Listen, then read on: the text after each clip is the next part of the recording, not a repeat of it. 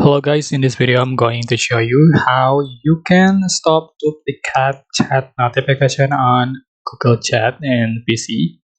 So because I have downloaded the apps, so I opened the Google Chat standalone.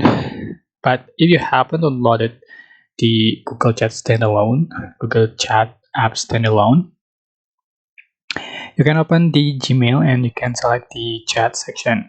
So to stop duplicate chat notification on PC, you can select the settings icon at the top right, and you can turn up or just uncheck the box to